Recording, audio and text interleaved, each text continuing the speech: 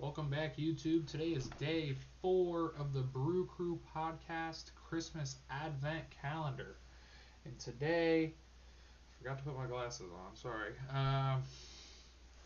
Today is going to be a late upload, but, as always, we're gonna make it happen. Doing a lot of hand things, so I apologize. But, a bit of a late evening, late upload today. We got a little carried away at the gym, and then after making dinner and everything, probably going to start or at least try to do these before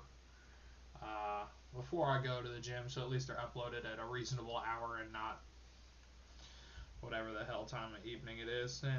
10:45, 11. But today we have Ritterguts Gose, and so how I understand it in the little bit of German that I remember from high school, that symbol is actually an S. I don't remember why or what the rhyme or reason is for that, but that's Germans for you. Sorry. But it's a Gose. Matt's been touting how much he's interested in this beer or looking forward to this beer. I started watching his video, but I have not gotten to them drinking it yet. I've probably maybe a good 10 minutes into it, and then I've got my dog meds right here. That's cool too. But I've got my secondary, which shaking it up probably was a stupid fucking thing to do. But this is probably going to take me a minute to get drank. And so, Ritterguts Gose sour German beer with salt and spice. From what I understand and the little bit that I've read on the back of this thing, 4.7% alcohol by volume, Bada Froberg Leipzig, maybe? Leipzig. Original Ritterguts Gose, blah blah blah. Rare classic open fermentation and long cold maturation. Maturation? That sounds wrong when I say that. Recommend gently shaking the bottle to mix the yeast before opening. Well, I fucked that up.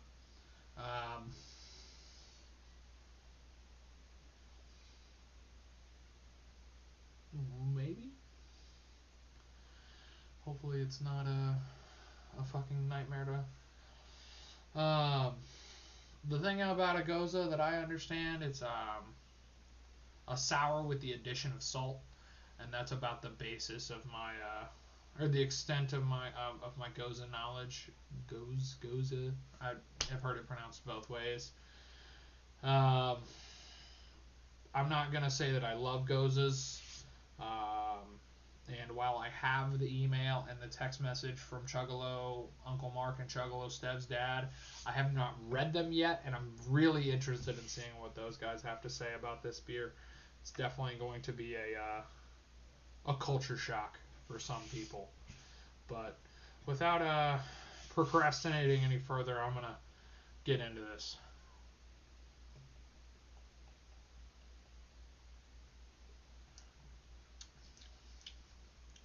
Okay, definitely getting that feel. It's not as sour as I anticipated it being. Of course, I didn't bring a glass with me today, and I've just, I'm not gonna go through the rigmarole of. God, I can't talk today. I'm not gonna go through the rigmarole of walking out, getting a glass, and blah de blah. A wise man once said, "One take, no mistakes," and I'm sticking to it. That wise man was Gucci Mane. If you're hip to Gucci Mane, so burr. I'm so fucking sorry. I'm sorry.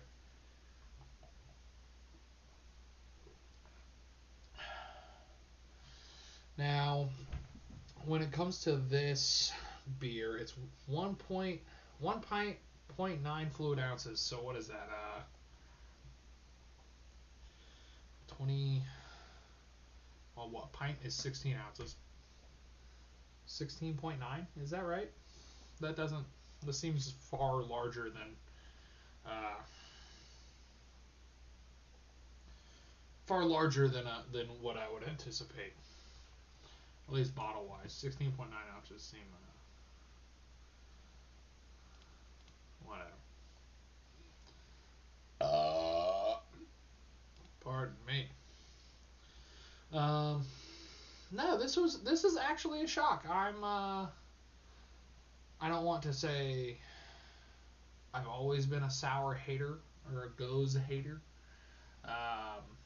But it's just not my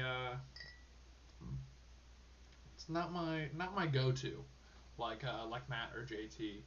It's definitely something that I would have every so often, or like if I'm out, boozing it up on a night, maybe I'll rock one as like a middle, you know, like a sustainer slash palate cleanser, drinking some. I'm notorious for just like jumping across all kinds of styles and flavors when it comes to outings, if you will. So, and I think this would be an excellent for that reason. Just to bust into one of these, maybe like third, fourth beer of the night, just to keep you going. It's not gonna push you over the edge unless you're I guess a lightweight maybe. But 4.7%, it's not great, or it's not bad. Oh lordy.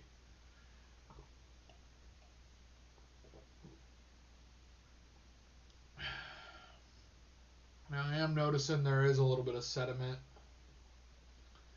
on part of the bottle here. I really got to get better at reading. Just in general, not for any particular reason. Supposedly, unless I'm reading this incorrect, 1824. That is insane. I will say I'm not getting any like particular spices when it comes to this beer. It's definitely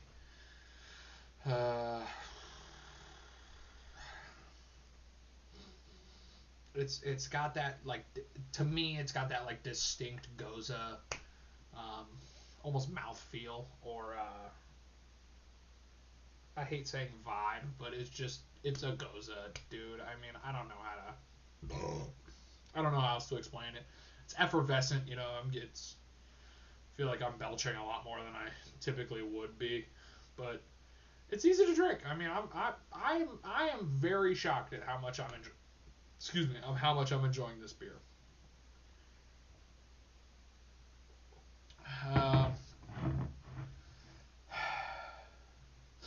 I will say I do feel like I jumped the gun when it comes to scoring these things, so maybe I'll give it another sip or two. Kind of, what does Matt say? I'm vacillating between two scores. But in the meantime, while I'm thinking, and I'm gonna say that I won't do this, but I'm going to anyway. I'm going to do my damnedest to not let Chuggalo, the Chuggalo Uncle Mark and the Chuggalo Stev's dad,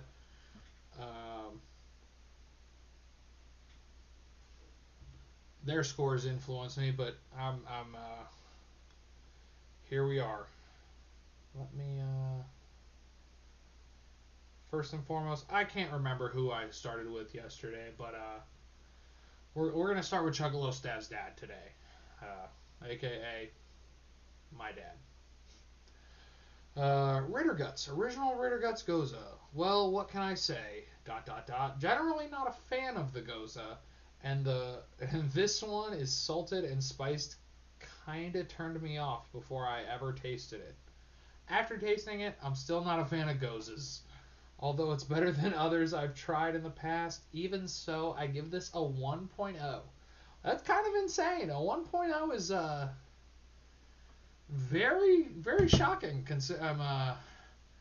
I can say my father is definitely an IPA guy, but he definitely dips his toes into the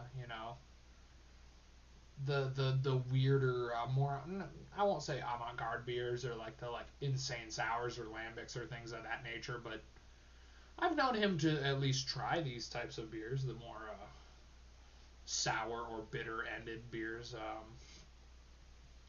But a 1.0 is insane. Very, very, very, very crazy score from Juggalo STEV's dad. Then I've got Juggalo Uncle Mark following up. Just trying to proofread this email before I jump into it. And boom. All right, again, Juggalo Uncle Mark coming in. This time we have timestamps actually, so this is pretty funny. So as always, there's the pleasantries, favorite nephew. So here it goes. Strap in. 5:10 p.m. I do my preliminary research on the Googles. I learned that Ritterguts is German for Knight's Estate. Those knights were a fun bunch of guys, so we'll see. 5:12. Another Google search informs me that Gose beer tastes salty sour. That's not inspiring a whole lot of optimism on my part, but again, we'll see. 5:14. I remove the cap. I pour the Ritterguts Gose into my favorite Rolling Stone beer glass. 5:15. I sniff the contents of the glass and flash on vinegar. I take a drink. I think about it. 5:16. I sniff and drink again. 5:20. I finish it up and ponder the experience. 5:28. A whole 8 minutes later of contemplation. I reach a verdict. Definitely both salty and sour. I'd have to drink a couple more to see if my taste buds acclimated to the flavor. Based on my limited experience, documented here in parentheses, I'd go with a 3.75 or so. See you this time tomorrow. As always, another beautifully word-crafted review from Juggalo Uncle Mark. He's definitely the writer. Him and Juggalo Uncle Chris, both are excellent people. So I'm very shocked by both of those scores actually. Juggalo STEV's dad with a 1.0, Juggalo Uncle Mark with a 3.75. 3.75 is high remarks I would consider for Juggalo Uncle Mark for a beer of this style.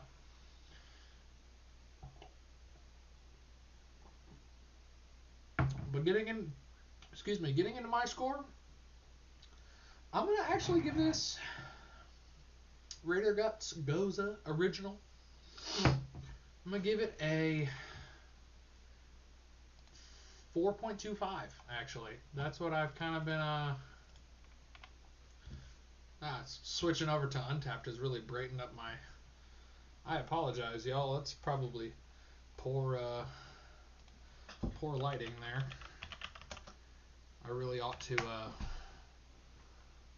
work out my nonsense before oh well. But again, checking this in on Untapped while doing this.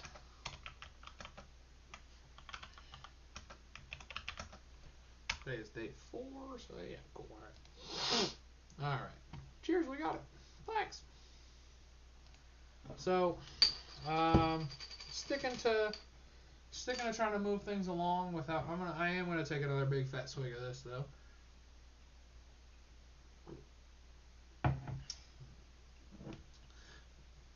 Moving on to the second beer that I've got, my fun little gimmick here. And speaking of gimmicks, I don't see anything on Ritterguts. I always feel weird saying that word. It seems like a funny phrase there. Their website really isn't a whole lot. Just old style German beer nonsensical shit. Doesn't nonsensical not being. Uh, it's a brewery website. Like, it's a beer website, man. But second up on my hand picked uh, exotic beers, I guess you'd say, I have Bia Saigon Export. Bia, maybe? I don't know. This is a original premium beer from Vietnam. Again, courtesy of Chuggalo JD, not to be confused with JT, of course. It is. Let me take a look here and do some investigating.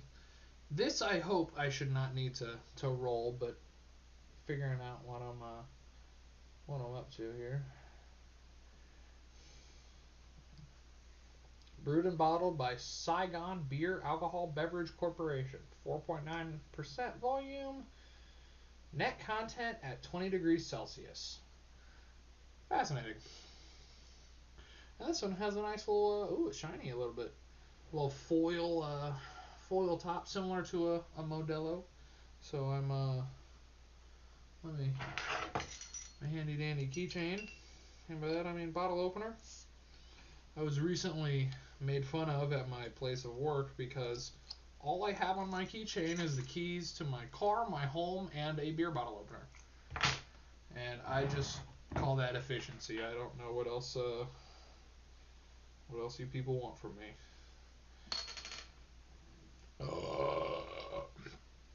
Yeah, excuse me. Goodness gracious, that's kind of nuts. One thing that I do think is really cool, and maybe Matt brings it up in his episode. They hit 100 subscribers today, or at least I've noticed today. So that's super cool. I'm super happy for those guys. But yeah, we'll get into the Bia Saigon, however you pronounce that. I apologize for butchering any foreign languages here, but cheers.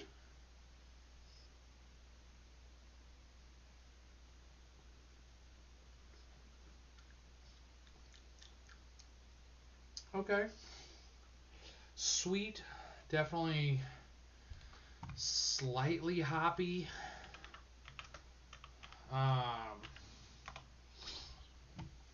Almost ricey. Is that a characteristic of beer? Ricey. Let's see. Untapped says it is a lager, a pale lager. Interesting. 86,000 unique check-ins, so that's kind of cool. Let's see what here. Just another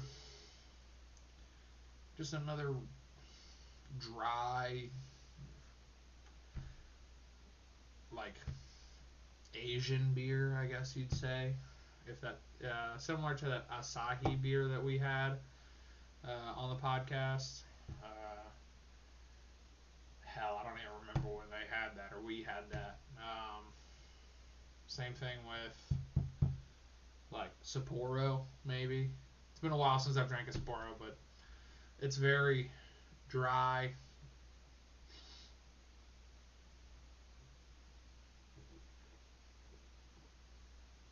You know, just kind of assuming most of these are swill or swill-like beers from these other countries that we're visiting here. But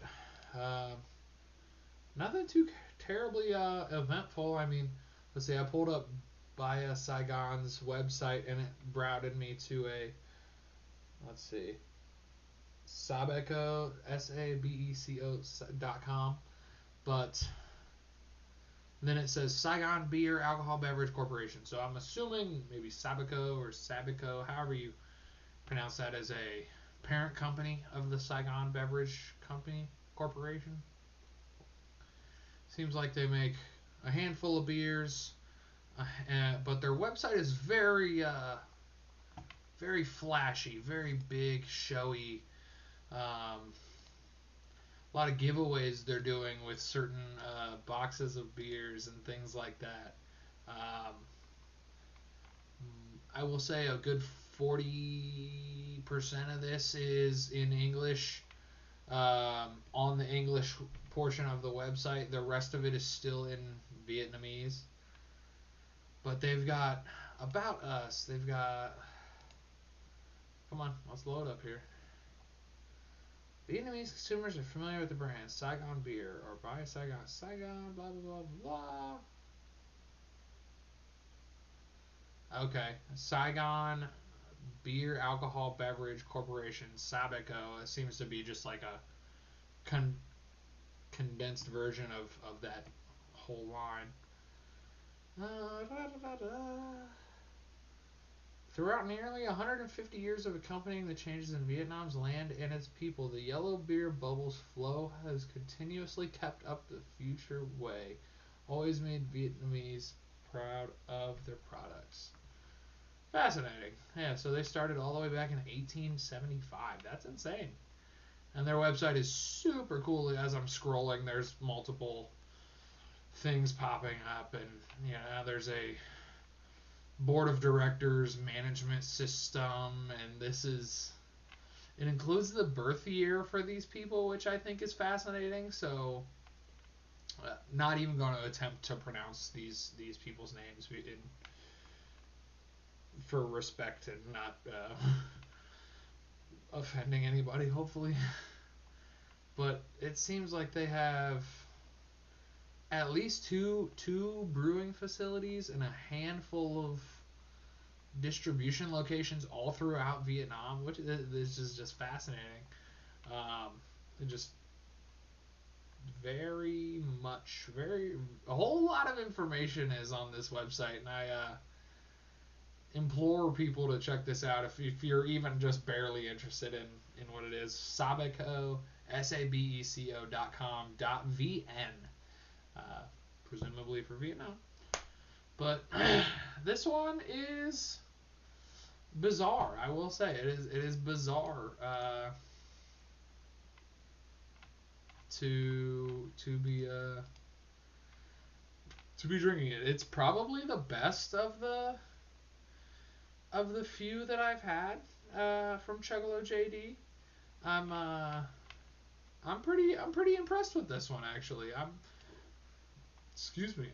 I'm gonna come out of left field here. I'm gonna give this one a 3.75. I'm actually going to enjoy drinking more of these. I've gotten a 6-pack of each of the secondary beers that I've drank. So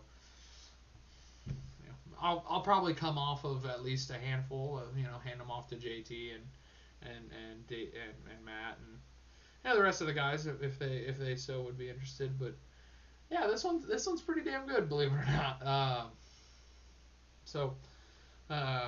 But on that note, I'm running over damn near 20 minutes here, or well over 20 minutes here, so still have to fucking upload this and do my nightly routine. But I will let everybody have a good rest of their evening, and I look forward to finishing Matt and Chugalo Mike's video. Hopefully we're cool enough that I can call him Chugalo Mikey. And look forward to finishing their video. Look forward to seeing what the up north homies have to say. Look forward to seeing what everybody else got to say about these beers. So, as always, cheers, Chuggalos. Have a good evening.